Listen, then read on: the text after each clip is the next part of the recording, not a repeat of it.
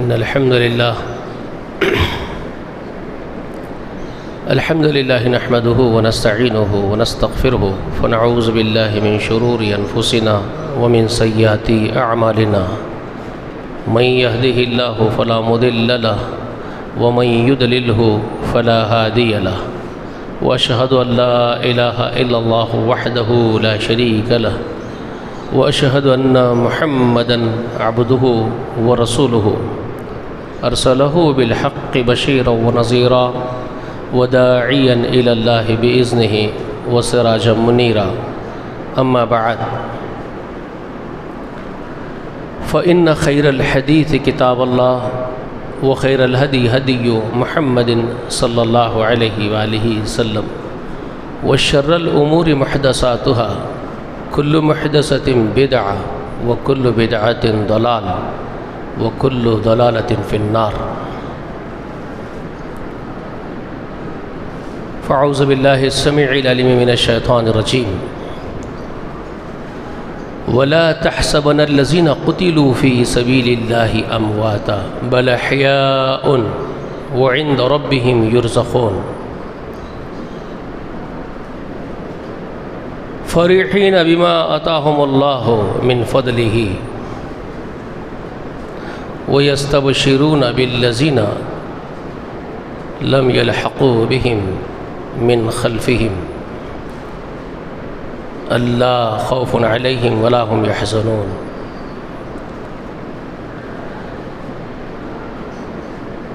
وقال الله عز وجل ولا تقولوا لمن يقتل في سبيل الله أموات بل أحياء ولكن لا تشعرون۔ ہر قسم کی تعریف حمد و ثنا بڑائی و بزرگی اللہ جل جلالہ و جل شانہ کے لیے لائق و زیبا ہے۔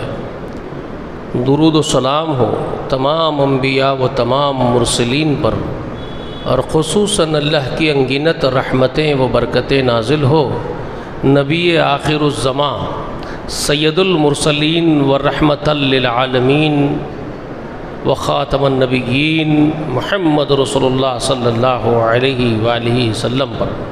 اللہم صلی علی محمد وعلی آل محمد وبارک وسلم۔ معزز سامعین، اور اگر مجھے سن رہی ہوں اسلامی خواتین اوپر ہوں تو میری معزز اسلامی بہنوں، معزز خواتین، جیسے ہی محرم کا مہینہ آتا ہے سیدنا حسین بن علی رضی اللہ تعالی عنہ کی یاد کرتے ہیں لوگ، آپ کے تذکرے ہونے لگتے ہیں۔ دیکھیے، اس محرم سے پہلے ایک مہینہ ذی الحج کا گزرا ہے، ہم ایک عظیم الشان شخصیت کے تذکرے کر رہے تھے۔ دونوں باپ بیٹوں کی عظیم الشان قربانیاں ہمارے سامنے موجود ہیں۔ اب پھر نواسے رسول کا ذکر ہوتا ہے، ان کی شہادت کے تذکرے ہوتے ہیں، ان کی قربانیوں کا ذکر ہوتا ہے۔ ان سب واقعات کے پیچھے، ان سب قصوں کو امت کے سامنے ممبروں اور محراب سے دہرانے کا جو مقصد ہے وہ اس کے سوا کیا ہو سکتا ہے کہ لوگ امت مسلمہ کو حمیت اور غیرت دلائے، ان کو یہ بتائے کہ تمہارے پیچھے جو تمہارے یہ اسلاف ہیں، یہ عظیم الشان شخصیتیں ہیں جنہوں نے اپنے زندگی کے ہر موڑ پر اپنا سب کچھ قربان کیا ہے۔ خواہ وہ ذی الحج کے مہینے میں ہم نے سیدنا ابراہیم و اسماعیل کی قربانیوں کے بارے میں سنا ہو، خواہ اب ہم سیدنا حسین بن علی کی قربانیوں کے بارے میں سنتے ہوں،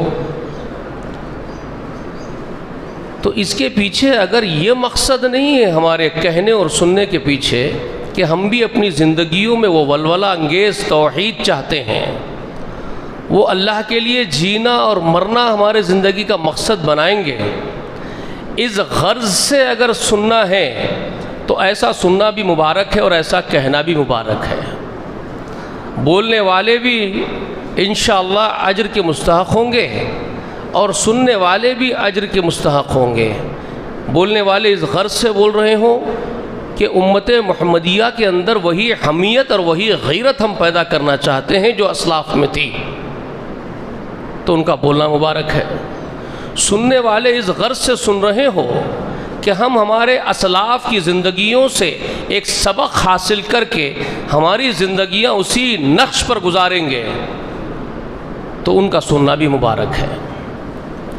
لیکن یہ بولنا اور یہ سننا صرف ایک بک اور بکواس کے سوا کچھ نہ رہ جائے، ایک فارمیلٹیکل رسم بن کر کے رہ جائے، یا یہ ایک دھرم کے نام پر گھڑے ہوئے قصے اور کہانیوں کی صورت اختیار کر لے، اور جس کے ذریعے صرف مقصد یہ بن جائے کہ سننے والے بولنے والے کی واہ واہ کرے، اس کی آواز پر نعرے تکبیر بلند کرے، سبحان اللہ کی آوازیں بلند کرے، اس کے بعد کھائے پیے منہ پوچھے اور باہر نکل جائے، تو پھر کون سا دھرم، کون سا دین؟ اگر یہ رویہ ہے اس ملت کا، تو پھر میں نہیں سمجھتا کہ اس سے زیادہ بدتر رویہ اور ہو سکتا ہے. آپ کی بات سمجھ میں آ رہی ہے میں کیا کہنا چاہتا ہوں؟ شاید اتنی بات پر آپ لوگ اندازہ کر لیے میری کہ میں کہنا کیا چاہتا ہوں. میں کہنا یہ چاہتا ہوں کہ جتنے انبیاء اس دنیا میں تشریف لائے ہیں، 1.25 لاکھ کے قریب انبیاء اس دنیا میں تشریف فرما ہوئے ہیں. پھر ان کے نقش قدم پر چلنے والے صدیقین، شہداء و صالحین کی جماعت گزری. ان سبھوں کا مقصد اس کے سوا نہیں تھا کہ وہ صرف یہ چاہتے تھے کہ ان کا رب ان سے راضی رہے. وہ اپنے رب کی رضا کے لیے جیتے تھے اور اسی کی رضا کے لیے اپنی جانیں قربان کرتے تھے. ان کا جینا مرنا اللہ کے لیے تھا اور کوئی مقصد ان کی زندگیوں میں اس کے سوا نہیں تھا. کیا ہم بھی ان کے نقش قدم پر اسی مقصد کو اپناتے ہوئے دین اسلام پر عمل کرتے ہیں؟ سب سے پہلے تدبر اور غور و فکر کرنا ہے ہر ایک کو. ہم میں کا ہر فرد، میں اور آپ، ہم سب. میں اگر اس ممبر سے کچھ بول رہا ہوں اور آپ اس مسجد میں بیٹھ کر کے کچھ سن رہے ہیں، تو ہم سب کا کام یہ ہے کہ فرداً اپنا اپنا جائزہ لیں کہ کیا واقعی ہم جس اسلام کا، جس دین کا دم بھرتے ہیں، اس دین کے تقاضے جو ہمارے سے متعلق ہیں، ہم سے جو مطلوب ہے اللہ کو، کیا ہم وہ مطلوبہ صورت، وہ مطلوبہ دین، وہ مطلوبہ تقاضے ہم پورے کر رہے ہیں؟ کیا ہم سے وہ پورے ہو رہے ہیں؟ اگر نہیں تو ہمارا کام یہ ہے کہ استغفار کریں، روئے اللہ کے حضور گڑگڑائے، اور اب سے اور ٹھان لے اس بات کو کہ اب ہی اس وقت یہاں سے اٹھیں، تو اس عزم کے ساتھ اٹھیں کہ انشاءاللہ ہم تقاضے پورے کریں گے، دین کے تقاضے پورے کریں گے. اللہ آپ کو جو مطلوبہ دین ہے ہم اس پر عمل کریں گے. یہ مقصد لے کر کے اگر ہم اٹھیں گے اور زندگی میں کاوش اور کوشش کریں گے اس کے لیے، تو شاید ہمارے زندگی کا جینے کا کوئی مقصد بھی ہمارے کام آئے. جی، وہ مقصد پورا ہو سکے جینے کا. ورنہ ہمارے جینے اور جانوروں کے اور حیوانوں کے جینے میں کوئی فرق نہیں رہ جائے گا. زندگی تو بے شمار مخلوقات گزار رہی ہیں، آپ اور ہم سوچ بھی نہیں سکتے اللہ کی کتنی مخلوقات ہے اس کائنات میں. جی، اللہ کی مخلوق میں صرف جنات اور انسان نہیں ہیں، آسمانوں میں اربوں کھربوں کی مخلوقات ہیں، انگنت مخلوقات آسمانوں میں ہیں. مخرب مخلوق فرشتوں کی شکل میں اتنی تعداد میں ہے کہ ہم اس کو شمار نہیں کر سکتے. زمین کی پشت پر اس خشکے میں اربوں کھربوں مخلوقات ہیں جس کو ہم شمار نہیں کر سکتے. تری میں یعنی پانی اور سمندر میں بے شمار کروڑوں کھربوں مخلوقات ہیں جن کو ہم تصور میں نہیں لا سکتے، ہمارے گنتی میں نہیں لا سکتے. ہواؤں میں مخلوقات ہیں، تیر رہی ہیں. جی کوئی اچنبے کی بات نہیں ہے آج اگر میں یہ کہوں کہ ہواؤں میں بھی مخلوق تیر رہے جو نظر نہیں آتی، ہوا کے مانند ہے. ہو سکتا دور قدیم میں لوگ شبہ کریں اس بات پر، لیکن دور حاضر میں شبے کی گنجائش نہیں ہے. ہر آدمی چھینکتا کھانستا ہے تو اس کو یہ بات معلوم ہے کہ وہ ہوا میں تیرنے والی مخلوق مجھے متاثر کر رہی ہے، جو ہوا کے مانند اڑتی ہے، جس کو آپ وائرس کا نام دے رہے ہو، جراثیم کہہ رہے ہو، بیکٹیریا کہہ رہے ہو، اور اتنی تعداد میں ہے کہ آپ ان کو کاؤنٹ بھی نہیں کر سکتے. آپ کے پاس سسٹمز نہیں ہیں ان کو کاؤنٹ کرنے کے لیے، ان کی کوانٹٹی کو. تو ان سب کا خالق اور ان سب کے لیے رزق کا انتظام کرنے والی وہ عظیم الشان ہستی وہ رب ذوالجلال پتھروں کے اندر مخلوق پیدا کر دیتے ہیں، اور پتھروں کے اندر بند پتھروں کے اندر ان کو کھانا کہاں سے کھلاتے ہیں وہ وہی جانتے ہیں، اور وہ کھانے والی مخلوق کو معلوم ہے کیا کر رہی ہے، اور وہ اس کا خالق کھلانا جانتا ہے. غور کرو، آپ کے کھانے کے پھلوں میں کیڑے پڑ جاتے ہیں، زندگی ہر جگہ سے نکل کے آتی ہے، آپ کو پتہ نہیں چلتا زندگی کہاں کہاں سے جنم لیتی ہے، اور ان کا خالق خوب جانتا ہے کیسے ان کو پیدا کرنا اور کہاں پیدا کرنا، کیا کھلانا ہے، کیسے پالنا ہے. لکڑی سڑ جاتی ہے، آپ کا پلائی ووڈ سڑ جاتا ہے، پانی میں رکھ کے دیکھ لیجئے اس میں کیڑا پیدا کر دیتے ہیں، اس میں سے پرووائڈ ہو ایک نکل کے آ جاتا ہے، جاندار جنم لے لیتا ہے، زندگی وہاں سے جنم لیتی ہے. آپ کو معلوم ہی نہیں ہے زندگی کہاں کہاں سے جنم لیتی ہے، اور وہ خالق کہاں کہاں سے پیدا کرتا ہے. وہ اپنے آپ کو اسی لیے چپ نہیں کہتا کہ وہ الخلاق العلیم، خلاق العلیم کہتا ہے وہ اپنے آپ کو. اس کے جیسا خلاق خالق نہیں. کسی ایک چیز کو تخلیق کرنے والے کو تو آپ خالق کہہ سکتے ہیں، وہ اپنے آپ کو کہتا ہے خلاق العلیم، زبردست تخلیق کرنے والا، بے شمار تخلیقات کرنے والا، انگنت تخلیقات کرنے والا. اس کی خلقت کو تم نہیں گن سکتے، وہ تو روزمرہ پیدا کرتا ہے. تو بے شمار مخلوقات اس کی روزمرہ، سیکنڈوں میں کروڑوں مخلوق پیدا ہوتی ہے اور مر جاتی ہے سیکنڈوں میں، جس کو آپ وائرس کہہ رہے ہیں، جراثیم. پلک جھپکنے میں کئی پیدا ہو جاتے ہیں سیکنڈز میں. آپ کو شاید جو لوگ پڑھے لکھے ہیں، سائنس پڑھے ہیں، وہ جانتے ہیں یہ جو مائکرو آرگنزمز ہیں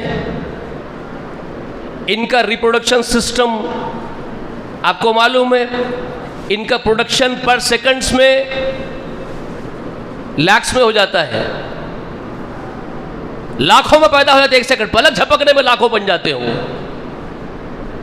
آپ بولیں گے یہ کیا ہو رہا ہے، کیا ہو رہا ہے، یہ آپ سوچ سکتے ہیں.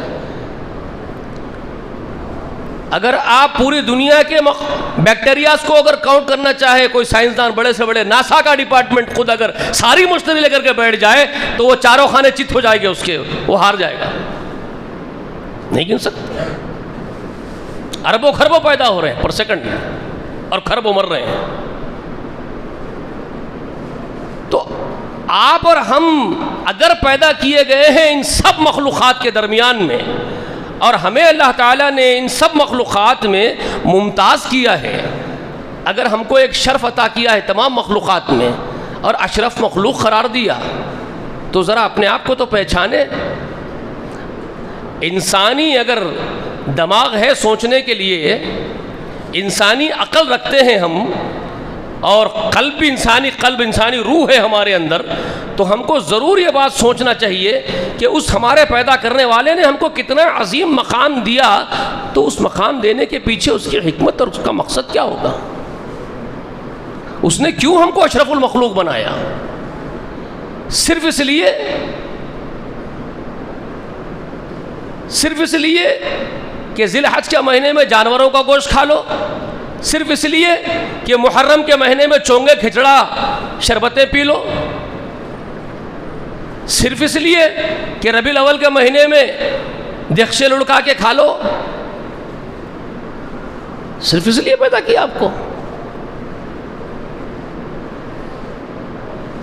ٹھیک ہے، آپ تو کھانے کو، ہر دین کا ہر معاملہ آپ کا کھانے سے ہی مربوط ہے۔ میں دیکھ رہا ہوں اس وقت امت محمدیہ کا جو دین ہے، یہ سارا دین جو ہے ریلیٹڈ ہے کھانے سے، کسی نہ کسی بہانے سے صرف کھاتے ہیں جی۔ مردے کے نام پر فاتحہ دے کر کھاتے ہیں، زندے کے نام پر کھاتے ہیں، مدرسوں کے نام پہ کھاتے ہیں، مسجدوں کے نام پہ کھاتے ہیں جی، کہیں نہیں چھوڑتے، ہر مہینے کی عید منا کے کھاتے ہیں۔ تو سارا کا سارا دین کا جو ان کا معاملہ ہو چکا ہے اس وقت، وہ ارد گرد گھومتا ہے کھانے کے ہی۔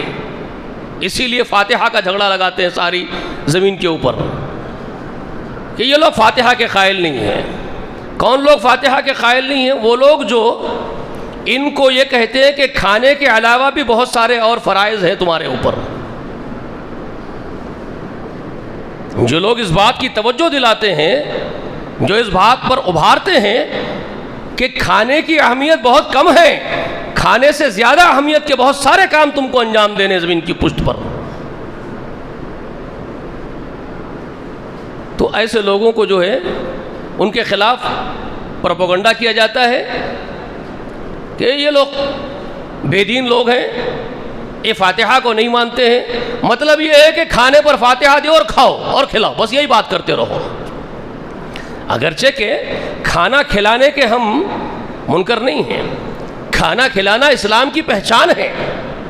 میرے آقا علیہ الصلوۃ والسلام کی صحیح حدیث مبارکہ ہے، آقا نے فرمایا اسلام کی پہچان ہے سلام کو عام کرنا اور کھانا کھلانا۔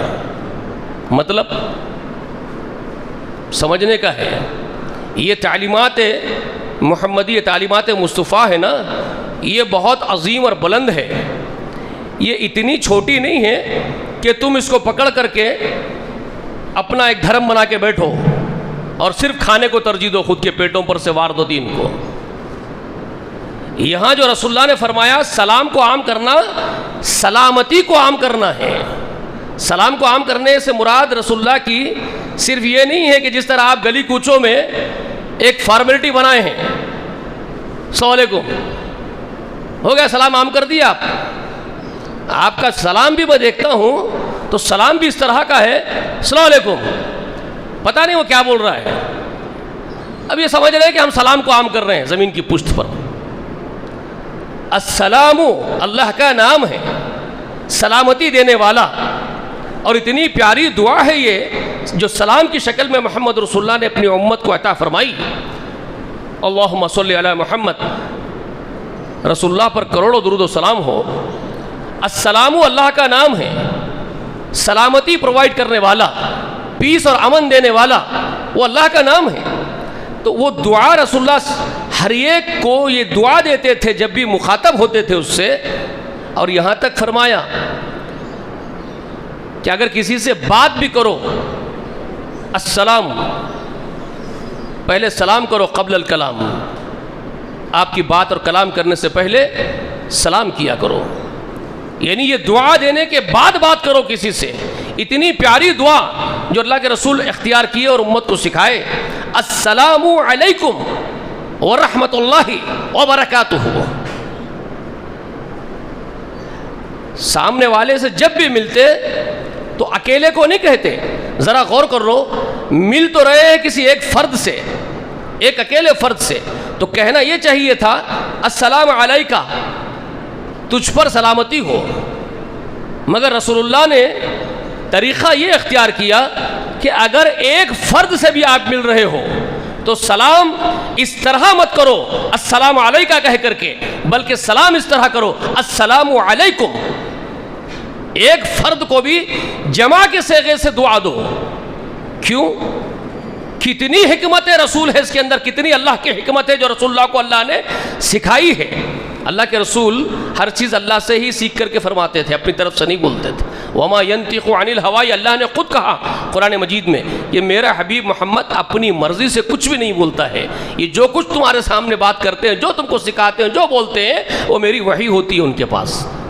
تو ذرا غور کرو کیا حکمت باری تعالیٰ ہے اور کیا حکمت محمدی ہے صلی اللہ علیہ وآلہ وسلم، جو اس طرح سے دعا دینا سکھائے، تم پر سلامتی ہو۔ اس جمع کے صیغے کے ساتھ بولنے میں ایک تو اس عقیدے پر رہنے والے جس کو سلام کر رہے ہیں، اس سلام کرنے والے کے عقیدے پر جو ساری محمد رسول اللہ کی امت ہے، اس ساری امت کو وہ سلام پہنچ جائے۔ سمجھ میں آ رہی ہے میری بات آپ کو؟ جس عقیدے کے آدمی سے آپ سلام کر کے ملاقات کرتے ہیں، اس کو سلام کرنے کا مطلب یہ ہے کہ تیرے اس عقیدے پر، تیرے اس نظریے پر جتنی امت ہے محمد رسول اللہ کی، سب اس سلامتی کے دائرے میں رہے، اور تیرا پورا گھرانہ، تیرے اہل و عیال، تیرے سے متعلق جتنے لوگ ہیں، اے میرے ساتھی، جب میں تجھ سے مل رہا ہوں اور السلام علیکم کہہ رہا ہوں تو صرف تجھے نہیں بلکہ تیرے سے مربوط جتنے لوگ تیرے سے وابستہ ہیں، چاہے وہ تیرے ماتحت ہو یا تیرے بڑے ہوں، تیرے سرپرست ہوں، جتنے تیرے سے مربوط تجھ سے متعلق لوگ ہوں، ان سب کے لیے میری دعا ہے کہ ان پر سلامتی ہو، اور ساری امت پر جو تیرے ساتھ ہے، تیرے نظریے کے ساتھ، تیرے عقیدے کے ساتھ ہے، ان سب پر اللہ کی سلامتی ہو۔ تو یہ ایک جملہ السلام علیکم کا یہ سارے معاشرے کو پیس اور امن سے بھر دیتا ہے، سارے معاشرے کو۔ سمجھ میں آ رہی ہے بات؟ مگر یہ معاشرہ کسی سے لڑنے جھگڑنے آتا ہے، پڑوس میں سے، گھر میں سے نکل کے پڑوسی کے گھر، تو سامنے کھڑے ہو کے پہلے کہتا السلام علیکم، اس کے بعد آستین چڑھاتا ہے کیا بولا تھا رے۔ تو ذرا اس کی عقل پر ماتم منائیے، اس نے بات کی شروعات سلام سے کی اور پھر اس کے بعد اسی پر تن گیا، اسی پر ہاتھ چڑھایا، اسی کو گالی دیا، اسی سے جھگڑا کیا۔ تو اس نے کون سے سلام کو عام کیا ہے مجھے بتائیے؟ سمجھ میں آ رہی ہے آپ کو بات؟ کس سلام کو اس نے عام کیا ہے؟ جی کچھ پڑھ لے، نہیں پڑھ رہی ہے شاید، سمجھنا چاہیے آپ لوگوں کو۔ میرے سوال میں بہت ساری معاشرے کی حقیقتیں چھپی ہوئی ہیں جس کو آپ کو دیکھنا چاہیے۔ سلام کے بعد گالی دینا، سلام کے بعد جھگڑنا، جی کسی کو زیب دیتا ہے؟ اگر وہ سلام کو جان لے، سلام کے معنی کو سمجھ لے، اس کی حکمتوں کو جان لے، اور اس کے بعد پھر وہ گالی دے سکتا ہے، پھر اس کے بعد وہ جھگڑ سکتا ہے، پھر وہ کیا کسی مسلمان کا قتل کر سکتا ہے، کسی مسلمان کا مال لوٹ سکتا ہے، کسی مسلمان کو دھوکہ دے کے بیچ سکتا ہے کوئی سامان جس کو اس نے سلام کیا ہو۔ ہاں، دکان پہ خریدنے کے لیے جا رہے ہو، میں غور کر رہا ہوں، ایک کیلا بیچنے والا، فروٹس بیچنے والا خریدار کو پہلے السلام علیکم بول کے سلام کر دیتا ہے، اس کے بعد سڑا ہوا میوہ کو چپکا دیتا ہے۔ جی تو سلام کو جانتا ہے، تو نے سلام اس لیے کیا ہے کہ نہ صرف تجھ پر، تیرے پورے اہل و عیال پر، تیرے سے جتنے لوگ مربوط ہیں ان سب پر، اور تیرے عقیدے کی ساری امت پر صرف سلامتی ہو، یہ دعا کیا اور اس کو دھوکہ دیا اسی وقت۔ تو نے سلام کو عام کیا، سلام کو عام کیا تو نے۔ رسول اللہ نے جو بات بیان فرمائی کہ اسلام کی پہچان ہے سلام کو عام کرنا، اس سے رسول اللہ کی مراد یہ ہے کہ سلامتی کو عام کرنا زمین کی پشت پر۔ بات سمجھ میں آئی؟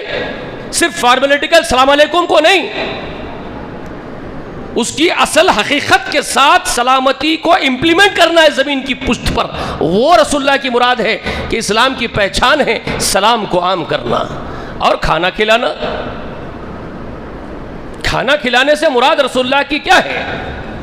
رسول اللہ کی مراد یہ ہے کہ کھانا کھلانا یہ مومن کی شان ہے، یہ مسلم کی شان ہے، جس نے سلام کو اختیار کیا، جس سلام کے بارے میں پہلے رسول اللہ نے خبر دی، اسلام کی پہچان سلام کو عام کرنا ہے۔ تو جس آدمی نے سلامتی والے دین کو اختیار کر لیا ہے، جو مسلم کی حیثیت سے ابھی زمین کی پشت پر زندگی گزار رہا ہو، جو مسلم ہو، جو مومن ہو، اس کے لیے اس کی پہچان وہ اکیلے پیٹ کو نہیں دیکھے گا، اپنے وہ اپنا پیٹ بھرنے کی فکر نہیں کرے گا، بلکہ وہ اپنے پیٹ پر اپنے بھائیوں کے بھوک کو، اس کی پیاس کو ترجیح دے گا۔ بات سمجھ میں آ رہی ہے؟ وہ اپنی بھوک اور اپنی پیاس پر، وہ جس کو سلام کے ساتھ ملاقات کر رہا ہے کہ تجھ پر اللہ کی سلامتی ہو، تو وہ صرف سلامتی زبان سے نہیں ادا کر رہا ہے، بلکہ اس کے اندر یہ فکر بھی جوش مار رہی ہے کہ صرف میں اکیلا نہیں کھاؤں، جس کو میں دعا دے رہا ہوں اس کو کھلاؤں گا بھی۔ تو کھانا خود نہیں کھا کر بھی کھلا دیتا ہے۔ مومن اور مسلمان وہ ہوتا ہے جو خود بھوکا رہ کر کے بھی بھوکے کو کھلا دیتا ہے، یہ اس کی پہچان ہے۔ یہ نہیں ہے کہ صرف مہینے کو مہینہ کسی کے نام کی عید مناؤ، حرام اور حلال دیکھے بغیر دیگچے پکاؤ اور صرف ایک ریاکاری کرو کہ آج یہ صاحب جو ہے پورے گلی کو کھانا کھلائے ہیں، لوگوں کا لوٹ کے لائے تھے اور لوگوں کو کھلا دیے۔ تو یہ نہ اسلام کی تعلیمات ہے، نہ یہ اسلام کا تقاضا ہے آپ سے۔ تو آپ رسول اللہ علیہ وسلم کی تعلیمات کو جانے بغیر اٹھ پٹان حرکتیں خود بھی کرتے ہیں اور معاشرے میں اس دین کو امپلیمنٹ کرتے ہیں جو دین ہی نہیں ہے، جو رسول اللہ کا دین ہی نہیں ہے اس کو امپلیمنٹ کرتے ہیں۔ بات سمجھ میں آ رہی ہے؟ تو یہ جو تذکرے ہیں اللہ والوں کے، ان کی زندگیاں پھر وہی تھی جو میں کہہ رہا ہوں آپ کو۔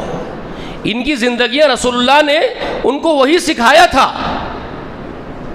کہ اپنی ذات پر لوگوں کو ترجیح دو، اپنی بھوک پر لوگوں کی بھوک اور پیاس کو ترجیح دو، سلامتی کا ماحول بناؤ پوری زمین کے پشت پر، خود مت کھاؤ، کم کھاؤ لیکن بھوکوں کو کھلاؤ، لوگوں کا خیال کرو۔ تو یہی ان کے مزاج تھے، اور ان کے جینے اور مرنے کا مقصد انہوں نے صرف اپنے رب کی رضا کو بنایا تھا، نہ اس میں ریاکاری تھی، نہ اس میں مخلوق کو دکھانا تھا، نہ مخلوق سے کچھ حاصل کرنا ان کا مقصد تھا۔ اس مقصد کے لیے وہ جیتے تھے، اس مقصد کے لیے ہی وہ مرتے تھے۔ یہ تھا دین اسلام، اور اسی کے لیے اللہ والوں نے اپنی جانیں دی ہیں، اسی اسلام کی خاطر۔ تو اس بڑی جماعت کی فہرست میں یہ جو اللہ والوں کی جماعت گزری ہے، اس فہرست میں اللہ کی راہ میں اپنی جانیں کھپا دینے والے، اللہ کے لیے جینے اور مر جانے والے بے شمار ہیں، بہت ہیں۔ لیکن ہم صرف چند لوگوں پر اکتفا کرتے ہیں اور اپنی نسبت چند شخصیتوں کی طرف منسوب کر کے ہم یہ سمجھتے ہیں کہ ہم سب سے بڑے دیندار ہیں۔ یہ بھی ایک دھوکہ ہے، یہ فرقہ پرستی ہے۔ اس کو فرقہ پرستی کہا جاتا ہے، اس کو اسلام نہیں کہا جاتا۔ کسی ایک آدمی کی طرف منسوب کر کے ایک گروپ بن جانا، ایک فرقہ بن جانا، تو یہ کسی شخص کی طرف نسبت کرنے والا ایک فرقہ کہلائے گا، وہ پورا دین نہیں ہے۔ پورا دین اسلام، پورے مسلم وہ لوگ ہیں جو رسول اللہ کے، بلکہ تمام انبیاء کے، آدم سے لے کر کے محمد رسول اللہ تک تمام انبیاء سے نسبت جوڑتے ہیں، محمد رسول اللہ سے والہانہ اور بے پناہ محبت رکھتے ہیں، ان سے اپنی رشتہ، اپنے ایمان کا، اپنے جان و مال کا رشتہ جوڑتے ہیں، اور پھر رسول اللہ کے تمام اصحاب سے محبت کرتے ہیں، اہل بیت سے محبت کرتے ہیں۔ ان کی محبت پرٹیکولر کسی فرد سے یا کسی گروپ سے نہیں، بلکہ وہ اللہ کے سب بندوں سے ہوتی ہے۔ ہاں اس میں درجے ہوتے ہیں کم اور زیادہ، وہ ایک الگ بات ہے، درجوں کا ہونا فطری بات ہے۔ رسول اللہ سے جو محبت ہوگی وہی ایگزیکٹلی محبت ابو بکر سے تو نہیں ہوگی، وہی ایگزیکٹلی محبت کسی اور سے تو نہیں ہو سکتی جو رسول اللہ سے ہے، مدارج تو کم ہوں گے۔ پھر جو محبت ابو بکر سے ہم کر رہے ہیں، اسی محبت کو اگر کوئی کہے ہم سے کہ معاویہ بن ابو سفیان سے بھی وہی محبت کرو، تو یہ تو ممکن نہیں ہے۔ ایسا تو نہیں ہوگا کہ ابو بکر کے برابر معاویہ ہو جائیں گے، محبت تو کم ہوگی بہرحال ابو بکر کی نسبت اگر کرتے ہیں۔ تو یہ درجے تو ہوتے ہی ہیں محبت میں۔ تو اس اعتبار سے گھرانے رسول سے محبت کرنا یہ ایمانی تقاضا ہے، یہ ایمانی تقاضا ہے۔ کسی کو رسول اللہ صلی اللہ علیہ وآلہ وسلم کے اہل بیت سے محبت کا غلبہ ہو تو یہ فطری بات ہے، لیکن پھر ایک بات رہ جاتی ہے، اہل بیت میں بھی پھر تفریقہ بازی کی جائے، پھر بھی فرقہ بندی کی جائے، اور یہ کہا جائے کہ اہل بیت سے محبت کا مطلب صرف فاطمہ، علی اور حسن اور حسین ہی ہے، تو یہ ایک بہت بڑا دھوکہ اور یہ ایک فرقہ پرستی کی بدترین شکل ہے۔ فرقہ پرستی کی بدترین شکل یہ ہے۔ معاف کیجئے گا، چند بڑے بڑے قرآن کی خدمت کرنے والے بھی گزرے زمین کی پشت پر، اہل سنت میں تھے، قرآن کی خدمت بھی کرتے تھے، لیکن ان بیچاروں کو فرقہ پرستی کی بدترین شکلیں نظر نہیں آئیں، مگر وہ لوگ نظر آئے جو قرآن و حدیث کی بات کرتے ہیں، عجب عقل رکھتے تھے۔ ہم تو یہی کہیں گے کہ مر گئے ہیں، دنیا سے کھپ گئے ہیں، اللہ ان کی مغفرت کر دے، ہم تو کسی کے دشمن نہیں ہیں، ہم نہیں کہیں گے ان کو سزا دے، ہمیں کیا لینا دینا ہے، اللہ کا معاملہ، جس کو چاہے سزا دے، جس کو چاہے معاف کرے۔ لیکن ایک حضرت پاکستان کے بڑے خدمت گزار قرآن کے ڈاکٹر اسرار احمد ایک وقت کہہ دیتے ہیں اپنی کسی تقریر میں کہ اہل حدیث جماعت فرقہ پرستی کی بدترین شکل اختیار کیے ہوئے ہیں۔ نعوذ باللہ ثم نعوذ باللہ۔ حضرت آپ کو عقل ماری گئی ہے آپ کی؟ اہل الحدیث آپ کس کو سمجھتے ہیں؟ پہلے سوال ان سے یہ کرتے، اگر کوئی دانشمند ہوتے ان کے ساتھ، ان کے زمانے میں جب وہ زندہ تھے، ان کے ارد گرد بہت سارے لوگ تھے، یہ بھی مسئول ہوں گے، انہوں نے کبھی بات کی ہے، کبھی تذکرے کیے، کبھی اصلاح کی کوششیں کی؟ صرف ایک دوسرے کی کاٹ میں لگے رہے، ایک دوسرے کے خلاف پروپیگنڈے کرتے رہے، فتوے دیتے رہے کفر اور الحاد کے، لیکن کبھی کسی کی اصلاح کی کوششیں آپس میں ایک دوسرے کے ساتھ بیٹھ کر کے تبادلہ خیال کے ساتھ انہوں نے نہیں کی ہے۔ کوئی ان سے پوچھتا کہ حضرت آپ اہل الحدیث سمجھتے کس کو ہے؟ آپ موجودہ دور میں کچھ لوگوں کو دیکھ رہے ہوں اور ان پر یہ اطلاق کر کے بیٹھ جائیں کہ یہ اہل حدیث ہیں، تو آپ کی تنگ نظری اور کوتا نظری ہے جس کی آپ کو اصلاح کرنی چاہیے۔ اہل الحدیث تو وہ جماعت ہے جس میں احمد ابن حنبل جیسا شخص موجود ہو، جس میں علیمیہ مدینی جیسے لوگ موجود ہوں، جس میں ابن شیبہ جیسے لوگ موجود ہو، جس میں اسماعیل بن بخاری موجود ہو، محمد بن اسماعیل البخاری موجود ہو، جس میں مسلم ہو، جس میں ترمذی ہو۔ آپ کیا سمجھ رہے ہو؟ اہل الحدیث وہ سب کے سب بدترین شکل اختیار کیے ہوئے تھے فرقہ پرستی کے؟ نہیں حضرت، وہ صحابہ کرام کی کل جماعت کو چاہنے والے تھے، وہ اہل بیت کے اوپر دل دادے تھے، اہل بیت کے لیے اپنی جانیں دینے والے تھے، جانیں نچھاور کرنے والے تھے محدثین پورے کے پورے۔ آپ اٹھا کر کے محدثین کے عقائد پڑھیے، محدثین کی کتب و احادیث کو پڑھیے جس میں اہل بیت کی شان میں وہ باتیں لکھی ہے جس پر پڑھنے کے بعد آپ کی رومٹے کھڑے ہو جائیں۔ آپ کے کیسی محبت کا اظہار کیا اہل بیت سے محدثین نے، اور آپ نے ایک لخت میں ان کو کہہ دیا بدترین شکل اختیار کیے ہوئے۔ بدترین شکل تو وہ لوگ اختیار کیے ہوئے ہیں جنہوں نے اہل بیت میں صرف حضرت علی اور فاطمہ اور حسن حسین کو اختیار کر لیا، ان کے سوا نہیں۔ آپ کو نظر نہیں آئے وہ لوگ؟ تعجب ہے آپ کی عقل پر، ماتم ہے آپ کی عقل پر۔ خیر چلے گئے، اللہ ان کو معاف کرے۔ تو میں یہ کہنا چاہتا ہوں کہ اہل بیت سے محبت یہ فطری تقاضا ہے، ہونی چاہیے اور ہونی ہی چاہیے۔ رسول اللہ سے محبت ہے تو رسول اللہ کے اہل بیت سے بے پناہ محبت ہونا یہ ایمان کا ہی تقاضا ہے۔ لیکن اہل بیت میں رسول اللہ کے تمام ازواج مطہرات سب سے پہلے شریک ہوتی ہیں۔ سب سے پہلے ازواج مطہرات رسول اللہ کی تمام تر بیویاں سب سے پہلے رسول اللہ کی وہ گھر والیاں ہیں، وہ اہل بیت کا سب سے پہلا طبقہ ہے۔ اور یہی بات قرآن مقدس نے ہمارے سامنے بیان کی ہے۔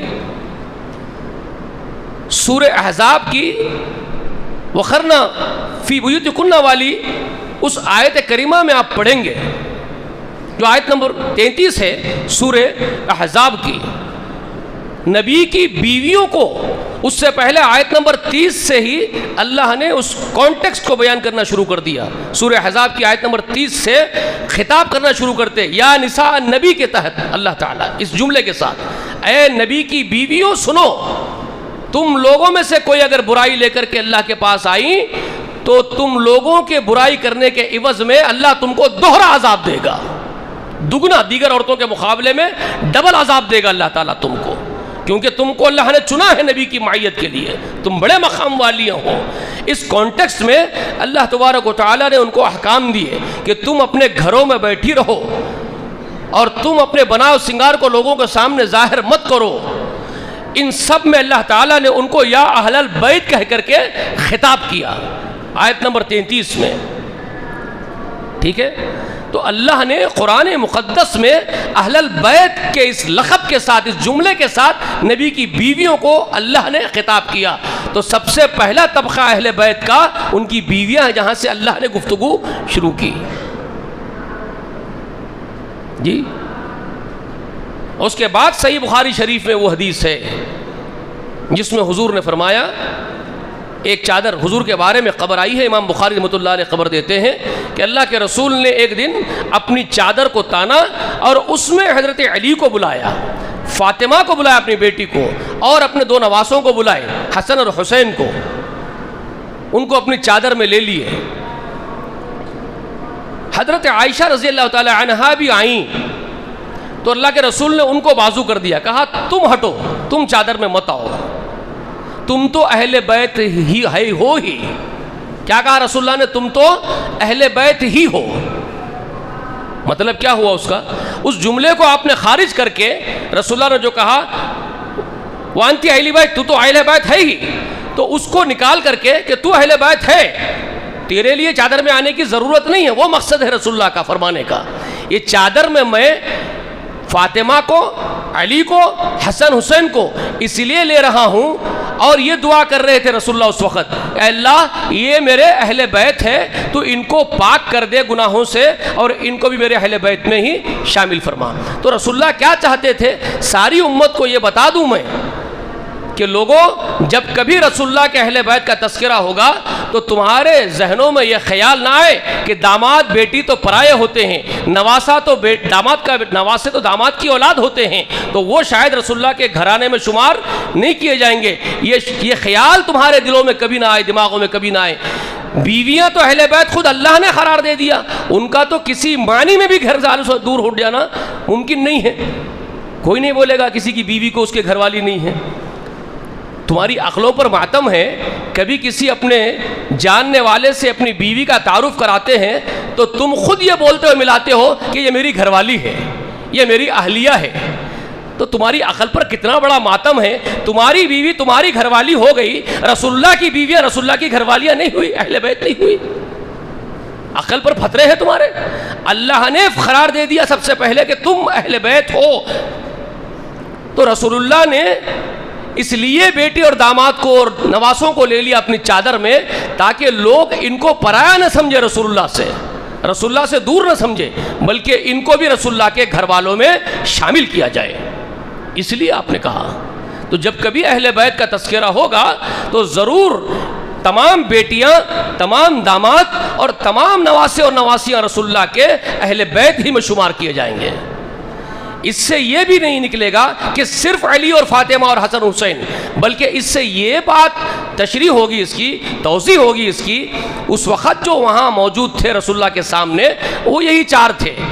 دوسری بیٹی یا دوسرے بچے بھی اگر وہاں موجود ہوتے تو شاید رسول اللہ ان کو بھی لیتے, واللہ عالم. لیکن یہاں توضیح یہی ہوگی کہ تمام بیٹیاں, تمام داماد, تمام نواسے اور نواسیاں وہ رسول اللہ کے اہل بیت میں شمار ہوں گے. یہ اس کا معنی ہے. تو اہل بیت سے محبت کرنا,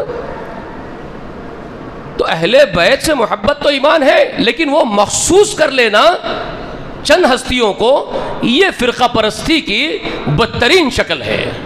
بات سمجھ میں آ رہی ہے آپ کو؟ یہ ہے فرقہ پرستی.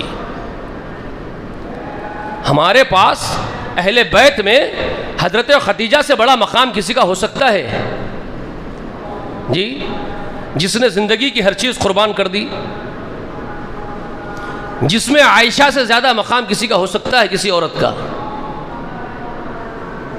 جی بولنا سننا بہت آسان ہے صاحب، 50 سال کے آدمی کے حوالے اپنے الڑ پن، اپنی جوانی، اپنی زندگی پوری کی پوری سپرد کر دینا، سوچ کے دیکھو اس سے بڑی قربانی کون دے سکتی ہے؟ بولنا اور سننا آسان ہے نا؟ کبھی تصور کرو ایک 9 سال کی بچی کو اس کا باپ 50 سال کے آدمی کے نکاح میں دے سکتا ہے؟ وہ اپنا بچپن بھی قربان کر رہی ہے، جوانی بھی قربان کر رہی ہے، ساری عمر رسول اللہ کے نام پر قربان کر رہی ہے۔ بولو کون ہے اس کی جوتی میں پاؤں رکھے؟ اور تم بڑی آسانی سے اس کو گالی دیتے ہو، تم بہت آسانی سے اس کو بری بھلی بولتے ہو اس عورت کو۔ تو تم کیا ہو؟ تم خود جائزہ لو اپنا، تم کیا کر رہے ہو؟ جس کے گود میں، جس کے سینے سے لگ کر کے رسول اللہ نے اپنا آخری وقت گزارا ہو، آخری سانسیں لی ہو، اس سے بڑا شرف کس کو حاصل ہوگا؟ یہی وہ عائشہ ہے میری ماں جس کو تم گالی دیتے ہو۔ فرقہ پرستی کی بدترین شکل یہ ہے۔ بات سمجھ میں آ رہی ہے؟ فرقہ پرستی اس کو کہتے ہیں۔ آپ اہل سنت ہوتے ہوئے ایک ایسی جماعت جو محدثین اپنی زندگیاں کھپا دی رسول اللہ کے دین کے خاطر، صحابہ کی زندگیوں کو لکھتے لکھتے جنہوں نے اوراق کالے کیے، اپنی قلمیں سکھا دی محدثین نے صحابہ کی شان میں لکھتے لکھتے، تم ایسی بڑی جماعت کو فرقہ پرست جماعت کہہ دیتے ہو محدثین کو؟ تم کو شرم نہیں آتی؟ ہاں میں یہ نہیں کہتا کہ دور حاضر میں جو لوگ ہیں جو اپنی نسبتیں اہل حدیث کی طرف کر رہے ہیں اور ڈنکے کی چوٹ اپنے آپ کو اہل حدیث کہتے ہوئے بھی بدترین اعمال کے مرتکب ہو رہے ہیں، میں یہ نہیں کہتا کہ یہ سب حقیقی اہل حدیث ہو گئے ہیں۔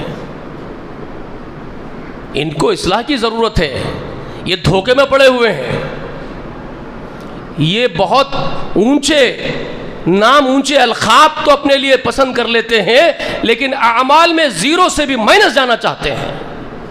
تو یہ ہے، ان کو یہ بولیے عملی صورت ان کی بدترین شکل ہے، بدعملیوں کی، یہ بول سکتے ہیں۔ اگر آپ کو بولنا ہی ہے تو دور حاضر کے اہل حدیث کہلانے والوں کی عملی شکل بڑی بدترین عملی شکل ہے، یہ بولیے آپ۔ عملی شکل میں بہت نیچے جا رہے ہیں، لیکن ان کے عقیدے پر وار مت کیجیے اللہ کے واسطے۔ ان کا عقیدہ رسولوں کا، انبیاءوں کا، صحابہ کا، شہداء کا، صالحین کا عقیدہ ہے۔ جس عقیدے پر اللہ تعالیٰ نے کتابیں نازل کی ہے، ان کا عقیدہ آسمانی کتابوں کا عقیدہ ہے، ان کا عقیدہ انبیاء علیہم السلام کا عقیدہ ہے، ان کا عقیدہ محمد رسول اللہ کا سکھایا ہوا عقیدہ ہے، ان کا عقیدہ صحابہ کرام کا اختیار کیا ہوا عقیدہ ہے، ان کا عقیدہ تابعین، تبع تابعین اور ائمہ کرام و محدثین عظام کا عقیدہ ہے۔ آپ ان کے عقیدے پر وار نہیں کر سکتے۔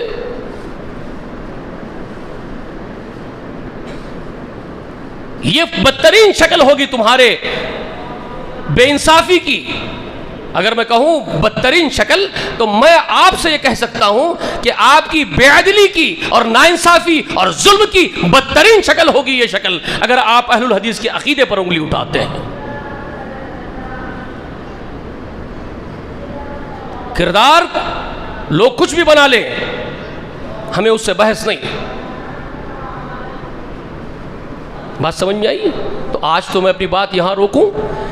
اس کے بعد میں آپ کو یہ بتانا چاہتا ہوں کہ اللہ کے لیے جینا اور مرنا وہ انبیاء کا طریقہ، وہ صحابہ کرام کا منہج، وہ تابعین و تبع تابعین کا منہج، اور اگر میں دور حاضر کی اصطلاح میں بولوں تو منہج سلف، منہج سلف، یہی وہ منہج سلف کا ایڈورٹائزمنٹ کر رہے ہیں نا لوگ، چو طرف پونگا لے کے پکار رہے ہیں کہ ہم منہج سلف پر ہیں۔ تو ذرا میں ان کو بھی آئینہ دکھانا چاہتا ہوں، اگلے جمعے انشاءاللہ ان کو بھی میں آئینہ دکھاؤں، جو اس بات کا دعویٰ کر رہے ہیں کہ ہم منہج سلف پر ہیں، اور ہر اس آدمی کو منہج سلف سے خارج کرنے کا گتا لیے ہوئے یہ ٹھیکیدار بن کے بیٹھے کانٹریکٹرز، یہ کس نے ان کو دین کا ٹھیکہ اور گتا دے دیا نہیں معلوم ہے، کہ یہ ہر ایک کو منہج سلف سے خارج کرنے کے لیے ان کو رجسٹر دے کے بٹھایا، کسی نے رجسٹریشن کرنا ہے ان کو جی۔ اب شاید ہم لوگوں کو رجسٹریشن کرانا پڑے گا منہج سلف کے اندر آ کر کے ان لوگوں سے جی۔ دور حاضر میں جو دندناتے پھر رہے زمین کی پشت پر، جو مسجدوں کے زمینہ غصب کر رہے ہیں، جو مدرسوں کے نام پہ چندے کھا رہے ہیں، جو امارت کے عہدوں کے لیے ایک دوسرے کے گریبان پکڑ کے پھاڑ رہے ہیں، اب یہ چاہتے ہیں کہ ہم ان کے پاس آ کے رجسٹری کرائے منہج سلف کی جی، اور ہمارے اہل حدیث ہونے کی رجسٹری یہ لوگ کریں گے اب اس وقت بیٹھ کر کے۔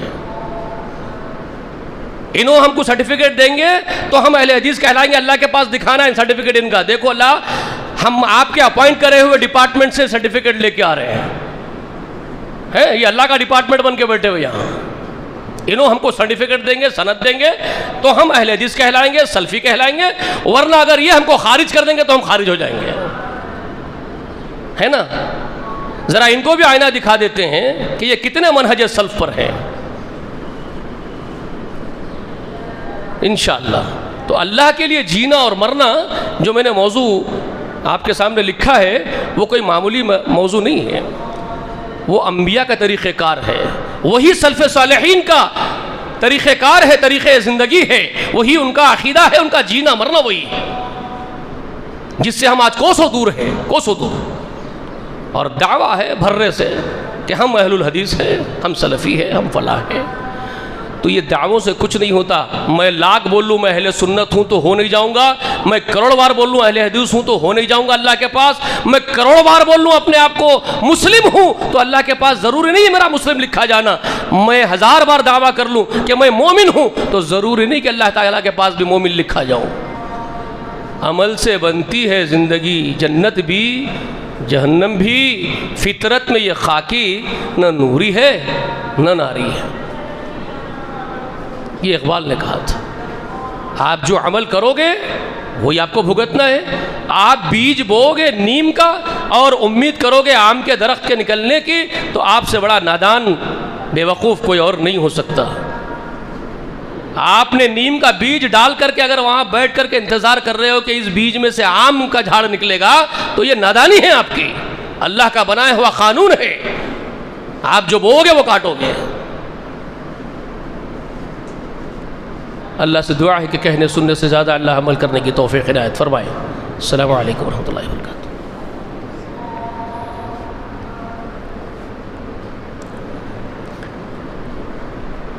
ان الحمد للہ